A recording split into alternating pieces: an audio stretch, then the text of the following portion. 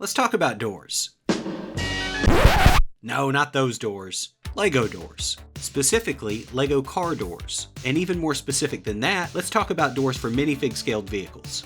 You'll notice that the working car doors I've shown so far are for larger scale vehicles. That's because, for minifig scale cars, LEGO only has a couple options. This slightly taller version, and this one that LEGO mostly uses on trains and campers. Now these are all great pieces and they function just like they're supposed to. They open. But today we're going to make our own custom doors. And the first problem we're going to run into is that LEGO pieces are relatively small. And especially getting a function like some movement, like an opening door, it's going to require us to get a little creative. And most of the parts that we're going to use are actually 1x1 and 1x2 style pieces. And we're not only going to just build one style of door, we're going to build a couple. We're going to build a classic hinge door, a sliding door, double doors, Swan doors, doors I can't name on this channel, so we'll call them Voldemort doors, Gullwing doors, butterfly doors, and Dihedral doors. Now let's get to building. Welcome to the I Bricked It Up YouTube channel. If this is your first time here, I'm glad you're here. If you've been here before, I'm glad you're back. So the first type of door we're going to make is the most basic, just a conventional front opening door. And it's also going to be the simplest one to build. Not everything needs to be flashy. Sometimes simple is best. And conventional doors are the most common doors found in vehicles. They swing outward on a front hinge, and they've stood the test of time for one reason. They just work. So we're also going to keep it simple. And we're going to use a single piece to make this door, this 1x4 hinge plate. It's basically two 1x2 plates that are joined in the middle by a hinge. There's also a larger brick version if you want to use that. Basically just use the hinge plate and stack the other plates and tiles that you want to use on top and bottom of that to add some extra detail to the door, and bam, you got an opening door. Alright, next up we've got a double door. And this one's a little bit more complicated because the edges of the front door will actually rub against the hinge of the back door. So what I did was use rounded plates in order to make the back door. I also made sure to connect the top of the back door to the roof so that it would swivel open without any issues. And just to be clear, basically any LEGO piece attached to a single stud can be used as a door. I don't think I'm necessarily the first person to come up with these solutions. These are just some ideas that I came across to use in my own MOCs, and hopefully you can use these techniques in your own creations. If you do use any of these, or even if you have a better idea to make a working door, leave it in the comment section below. Anyway, back to the door. So for the front, I used this 1x1 brick with a bar, and then attached some clips on it for the door piece. And for the rear, I basically stacked the plates and the extra details on top of this 1x1 stud and 1x2 round plate.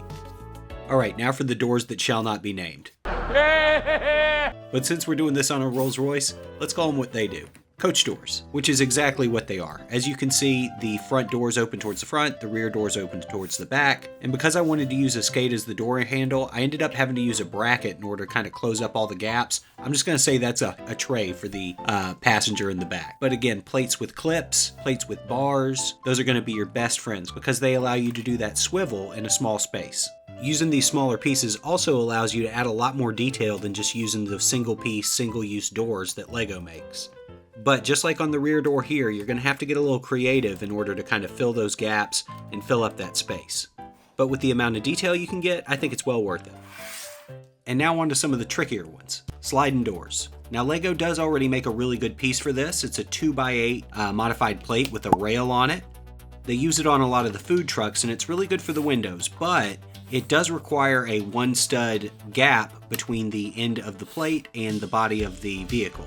And I wanted the door to be flush with the rest of the vehicle, so I had to get a little creative. I had to take the roof off in order to move it, but that's not necessary. And you can see the interior of this one has plenty of detail. Using that same hinge plate from earlier, the front door is open too. Closing it up from the outside is a lot easier. And this is the front door, it's the hinge plate that I mentioned. And then the rear is actually kind of fun. It uses that 1x1 brick with the bar, with some droid arms attached to a bar with a ball end, and then a plate with a clip. And that allows the door to mimic that sliding open motion. And now for one of my favorites, Swan doors. Swan doors are hinged like regular doors, but they open upward at an angle. Why? To clear curbs, show off a little, and because Aston Martin is a little bougie sometimes. This is one of the two MOCs that I built specifically for this video. If you're enjoying it, I'd love it if you considered liking and subscribing, and even leaving a comment. It really helps the channel, and I love hearing what y'all have to say. Now this one did take a while for me to figure out, but it ended up being pretty simple in the end. Basically this 1x2 plate with a bar attaches to the clip, which then goes into the 1x1 round modified brick that allows it to rotate both in and out away from the body and allows you to upturn the doors themselves.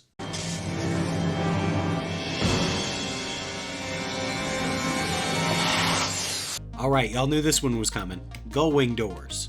Gullwing doors were first introduced in 1954 by Mercedes, but most people know them from the Time Machine and Back to the Future, which was the obvious choice when it came to pick which car to put these doors on. Now because of the windscreen that I used on this, I do need to get it out of the way in order to get the doors to open, but once the windscreen and the hose is out of the way, the wing doors work just fine. And the way I made this is quite simple. Basically it's just two clips attached to a 1x1 modified plate with bar handles on both ends. And that allows the door to hinge open, and it allows it to have that kind of angle that the door has on the real car. Now on to something real fancy, butterfly doors. And I'm realizing now, after I've already built and filmed everything, these don't really function like butterfly doors. These are more like scissor doors, which is more of a Lamborghini thing. Butterfly doors should kind of lift up almost like a gullwing door, but from the front of the car. Don't tell the Italians, but I basically put Lambo doors on a Ferrari. But this is still a good way to make scissor doors if you want, so here's how I did it. I placed this clip piece into the 1x1 modified brick, which allows it to rotate upwards, and then the round plate with the bar attached allows the door itself to actually kind of tilt outwards as well, giving it that kind of butterfly effect. And I think these look pretty good, but they don't function quite how I want it to. So I might try this again. If that's something you'd like to see, let me know.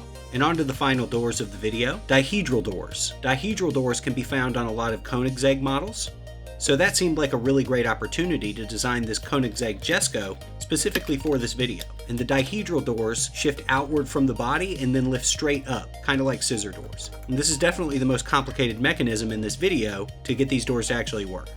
You might be able to open the doors without taking the canopy off, but I found it was a lot easier to actually get it to work by removing the canopy first. And I think this one looks really good. I'm really happy I designed it for the video.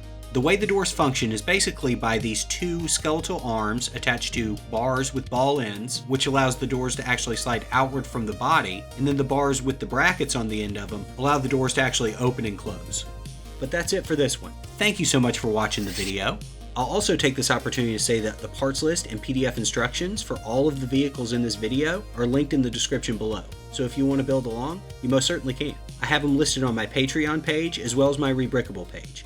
In the Patreon, there are 4 tiers of support, including a free one, but members of the Ultimate Builders tier get access to instructions for all of my builds. That's hundreds of mocks. If you enjoyed it, I have 2 more videos up here that I think you might like. And again, thank you for watching, and a big thank you to my Patreon supporters, especially Stan, Zach, Wes, and Jim. I'll see y'all in the next one.